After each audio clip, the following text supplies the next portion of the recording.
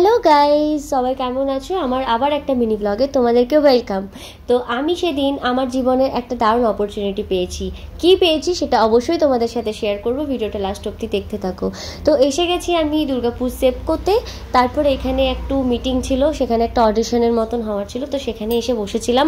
আগে থেকে কোনো স্ক্রিপ্ট পাইনি, কিচ্ছু পাইনি, জাস্ট এমনি আমরা এসেছিলাম অডিশন দিতে, পুরোপুরি মানে একদমই আনপ্রিপেয়ার্ড হয়ে এসেছিলাম। তো এখানে অডিশন চলছে, তারপরেও আমি তোমাদের সাথে একটা ছোট্ট অডিশনের ক্লিপ আমি শেয়ার করলাম। তো তোমরা বলবে যে কীরকম লাগছে তোমাদের আমার ভিডিওগুলো। তো তারপরে আমার অডিশন শেষ। আমি এখন করতে বিজি, আমাকে আগে থেকে আমাদের কোনো স্যান করে দিয়েছে একটা মানুষ আছে এই সাইডে, এই যে এই যে এই যে আমাদেরকে আগে থেকে কিচ্ছু বলেনি। আমরা সুবিধা মে হ্যাঁ বুঝেছি। তারপর আমি আমার অডিশন শেষ করলাম, তারপরে আমরা সবাই মিলে বেরিয়ে গেলাম আমাদের বাড়ির দিকে। এই যে দেবজিৎ আমার পিছনেই ছিল, ও বাইক করলো।